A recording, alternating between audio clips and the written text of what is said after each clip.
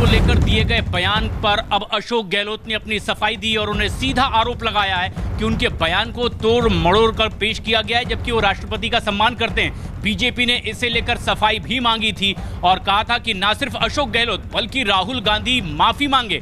दरअसल अशोक गहलोत ने जिस तरह से अपना बयान दिया था उसमें कहा था कि दलित होने की वजह से राष्ट्रपति बनाया गया है कोविंद को, और बीजेपी ने इसे लेकर न सिर्फ गहलोत को खेला बल्कि राहुल गांधी को भी कटघरे में खड़ा किया था।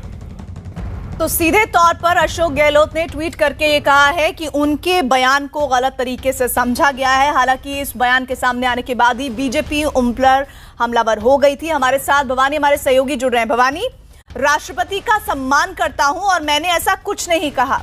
अशोक गहलोत की सफाई कितनी जायज लग रही है?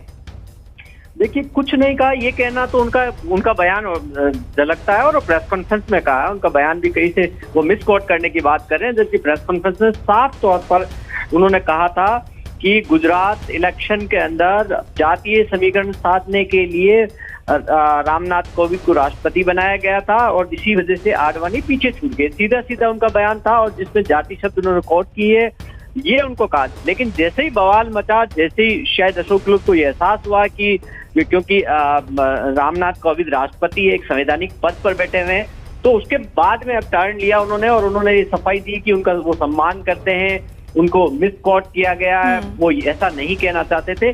तो लेकिन कहीं न कहीं ये साफ तौर पर है कि अशोक गहलोत ने कहा था, अब वो जब प्रेशर बना तब वो यू टर्न ले रहे हैं भवानी। कुल मिलाकर नेताओं की फितरत है बयान देकर फिर यू टर्न लेने की, वही करते अशोक गहलोत दिख रहे हैं। बहरहाल बहुत बहुत शुक्रिया आपका। भोजपुरी फिल्मों के अभिनेता और गोरखपुर से बीजेपी प्रत्याशी रवि किशन ने मुख्यमंत्री से मुलाकात की है, जिसके बाद वो गोरखनाथ मंदिर में दर्शन कर अपने चुनाव प्रचार की शुरुआत करेंगे। न्यूज 18 से एक्सक्लूसिव बातचीत में रवि किशन ने कहा कि ये चुनाव आतंकवाद के खिलाफ चुनाव है।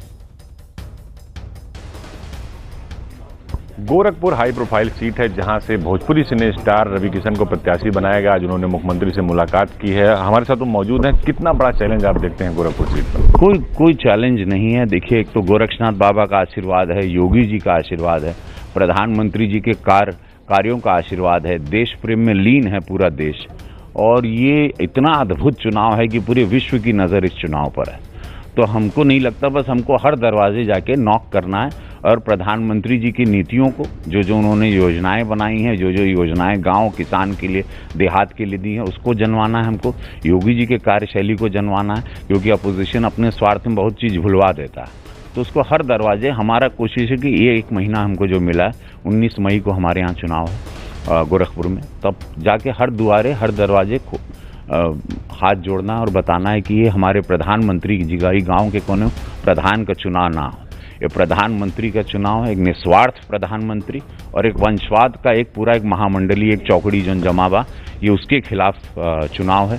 आतंकवाद के खिलाफ चुनाव है, राष्ट्र प्रेम का चुनाव है, राष्ट्रवादी सोच का चुनाव है, और एक लोग हैं जो सब गलत सोच को लाना चाहते हैं देश में। तो ये बहुत बड़ा अहम चुनाव है और आप सब लोग इस यज्ञ में साथ दें।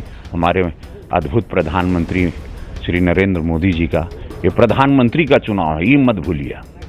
सब कुछ भूल जाना, ये मत भूलिए कि नरेंद्र मोदी जी को लाना है आपको, और अद्भुत तरीके से लाना, नहीं तो देश के टुकड़े कर देंगे लोग। जो विचारधारा चल रही है, इतना बड़ा गठबंधन बना है, जो ये देश को पूरा नोचने के चक्कर में जो बना है, ये देश को, इसको बदलना चाहते हैं। पता नहीं, इस अद्भुत देश को बदलना चाहे, इसकी संस्कृति बदलना चाहते हैं लोग।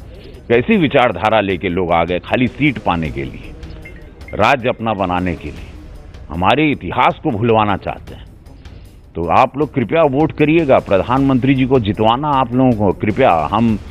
हम तो पूरा जान झोंक देंगे, आप लोग भी भोरे से चल जाइए। हो बोलते हैं ना कि बाद में जलपान करिएगा, पहले जाके चुनाव में वोट करिएगा आप लोग। हैं, एक सवाल और आपसे कि गोरखपुर में उपचुनाव है, अखिलेश यादव, मायावती, सभी लोग इस बात पे लगे हैं कि कैसे गोरखपुर की सीट को हराया जाए, और उपचुनाव का परिणाम भी आपके सामने। क्या नई स्ट्रेटजी और क्या योगी जी ने मंत्र दिया? हर दरवाजे जाने के लिए कहा है उन्होंने, सबको बताइएगा। हमारे केवट भाई लोगों से लेके ब्राह्मण, छोट जात, बड़ जात, कौनो बिरादरी ना, रवि किशन बन के जाई, हर जगह सबका द्वार खटखटाई, सब लोगन के बोलब ये भाई प्रधानमंत्री का चुनाव बा। और ये लोग, कुछ लोग स्वार्थी लोग आए हैं, जिन लोग अपना खानदान, परिवार, बाल बच्चा के लिए जमीन बनाना चाह रहे हैं। प्रधानमंत्री का न कोई आगे है न कोनो पीछे है, न कोई 1 एकड़ जमीन बा उनके। उनकर भाई अभी भी किराने के दुकान पे काम कर रहे हैं, एक भाई पेट्रोल पंप पे। उनकर माई प्रधानमंत्री जी के 10 बाई 12 की खोली में रह रही है। उनका चुनाव है, उनको जिताना है।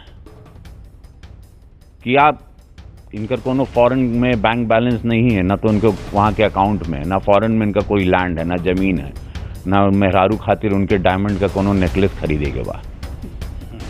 गोरखपुर के चुनाव में आपका भोजपुरी कौन सा प्रसिद्ध डायलॉग होगा जो आप फेमस होने वाला है? पहले का तो कई फेमस है। अभी तो देखो, हम 600 पिक्चर किए, हमको लगता है सब हमको सुनने आ रहे हैं। हमारा डायलॉग तो नहीं सुनेंगे, क्योंकि हमको देखने के बाद लोग फिल्म देखेगा रात को, या तो दिन भर हम टीवी पे आते रहते हैं। मुझे लगता है बस खाली आप लोग के लिए, अपोजिशन के लिए कि जिंदगी झंड बा, अपोजिशन फिर भी काहे घमंड करताड़ा। हाँ, तो यही होगा। मुझे लगता है राष्ट्रवाद की बातें इतना कुछ भरा हुआ है ना कि हम अपने भाषण ही में सब लोगों आप लोगों को लीन कर देंगे, क्योंकि बहुत कुछ आग लिए हम आए हैं। और अब मायावती को हरा देंगे। हम क्या हराएंगे, पूरा जनता हरा रहा है। पहले चुनाव का जो पूरा माहौल बनल बा, ये महागठबंधन एक फ्लॉप शो है। ये फ्लॉप शो, क्योंकि स्वार्थ में ऐसन लोग मिल गए हैं। साइकिल कभी सोचले रहला कि हाथी साइकिल पे चढ़ी और साइकिल हाथी पे चढ़ी, कभी सोचले रहला? कहाँ ये लोग अपना पता खोज रहा है, सब लोग ये लोग खुदे का पता खोज रहा है, सब लोग अपना कार्यालय का एड्रेस भूल गया है। बहुत बहुत धन्यवाद। ये थे भोजपुरी स्टार रवि किशन साहब। इन्होंने साफ तौर पर कहा कि गठबंधन एक फ्लॉप शो है और ये चुनाव प्रधानमंत्री नरेंद्र मोदी का है। उनके पास ना 1 एकड़ जमीन है, ना बैंक बैलेंस है, और कांग्रेस अपना पता खोज रही है। सीधा प्रहार किया मुख्यमंत्री से मिलने के बाद, कहा घर घर जाएंगे। भोजपुरी डायलॉग भी उन्होंने सुनाया कि विपक्ष के लिए कि जिंदगी झंड बा फिर भी घमंड बा, डायलॉग मारा और कहा कि अब लड़ाई होगी हमारी नरेंद्र मोदी को जिताने के लिए, उनको देश का प्रधानमंत्री बनाने के लिए, क्योंकि आतंकवाद को मिटाना है, राष्ट्रवाद को लाना है, देश प्रेम को बचाए रखना है। वीडियो जर्नलिस्ट गोपी गिरी के साथ अजीत सिंह, न्यूज़ 18 लखनऊ।